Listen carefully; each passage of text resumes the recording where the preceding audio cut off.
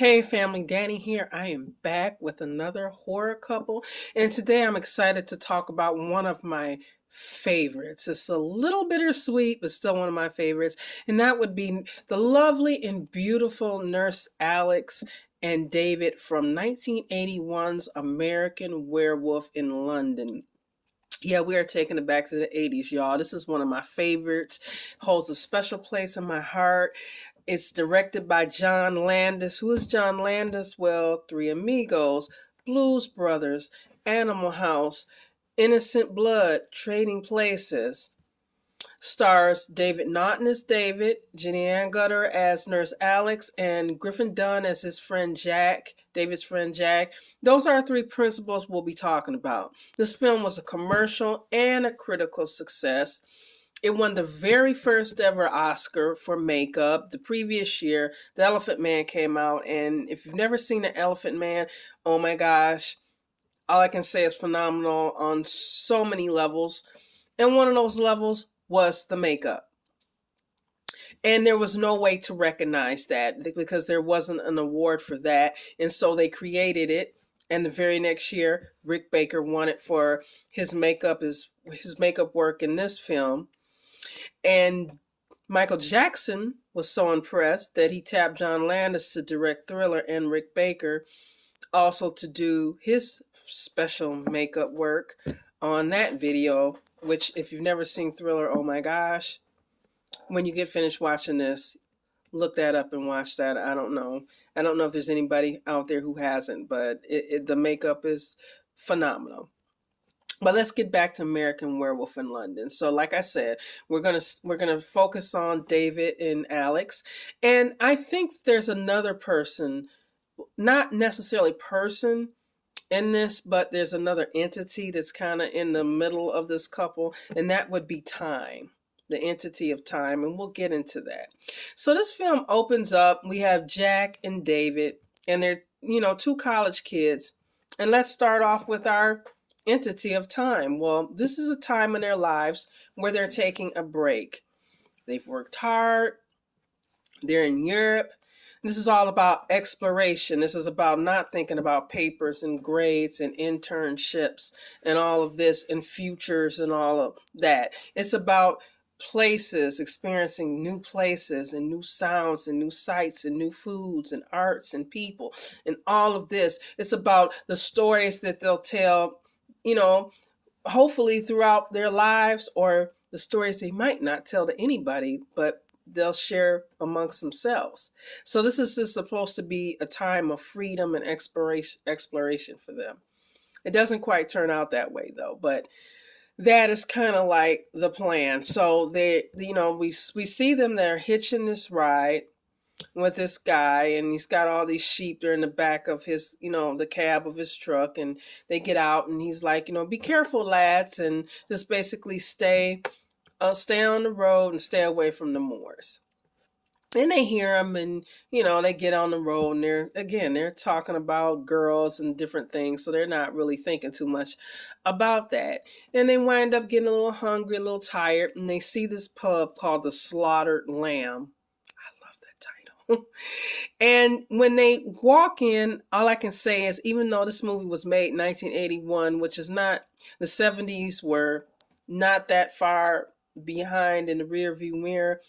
And I that's what it gave me, that feel. I kept thinking, okay, looking in the pub for Peter Cushing or Christopher Lee or somebody to be lurking around, because it kind of had that kind of feel to it. And everybody kind of looks at them like, why are you here? Which is a weird thing because it's a pub and you think, okay, people walk in and out all the time. But they have this very unwelcoming vibe about them. And it kind of goes back and forth. They wind up telling some jokes and laughing. But then when Jack notices the 5-pointed star and he asked about that, everything kind of goes back to, being weird again. And basically it's like, David's like, well, we need to be on our way. And the barmaid is like, well, we can't let him go. And all the guys in the bar are like really, really weird, like kind of get out and like just stay to the roads and stay away from the moors. Basically the same advice that they got from their ride previously. So it starts raining, and it's raining really, really hard, and they're hungry and they're tired, and then they realize that they're lost. So like a lot of people who are lost, they figure, well, we'll go back to where we came and try to figure it out there where we just came from. So they decide to try to make their way back to the slaughtered lamb. In the meantime, they start to hear this howling, and then they realize that the howling is getting closer to them. This is not good. So they're kind of like backing up, and they feel like, and Jack is like, I think it's right in front of us. And next thing you know, they get attacked. Things do not bode well for Jack. David wakes up in the hospital. He's been injured. He's been bitten. He gets visited by someone from the American embassy. He gets visited by the police. But the story that they're telling of how he was found and what happened is not quite what he remembers. So there's a discrepancy there. Now, if you didn't see my first, little foray into couples, these are not quite, I'm letting you guys know, reviews, so we're not really necessarily telling the whole movie. There might be a few spoilers, but we're focusing on a couple, right? I strongly suggest you go see this movie. It's a classic. It still holds up. I think Amazon Prime has it right now, among other places to stream. But anyway, like I said, there's a discrepancy in this, and he's trying to piece it together. And there's this beautiful nurse. He wakes up, there's two nurses. There's Nurse Alex and there's this other nurse. And their personalities are very disparate, right? Nurse Alex is like one of those people who was born to be what she became. Like some people just have that kind of caring, nurturing personality, and they're perfect for doctor, nurse, teacher, social worker, psychiatrist, psychologist, lawyer. They're perfect for these type of jobs because they genuinely care first. It's not just about, okay, this is a job, a profession, will I always have a job, or one will I'll make a lot of money.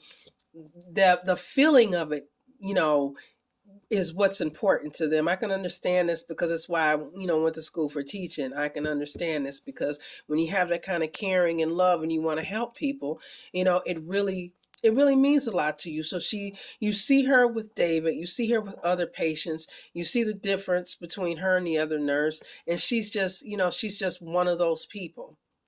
And he feels very comfortable with her. And there's this really cute scene where he doesn't want to eat. And she's like, oh, you know what? I hope I don't have to do this again. And so she sits down and she starts feeding him. And it doesn't seem weird at all. It seems caring. It seems loving.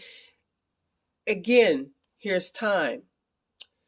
This is a short period of time in these people's lives. He's in the hospital with her for about 3 weeks, 3.5 weeks. In this time, he's having these memories / dreams / hallucinations. He's not quite sure. He's sharing them with her. He feels comfortable enough to share them, and she feels comfortable enough to receive these things.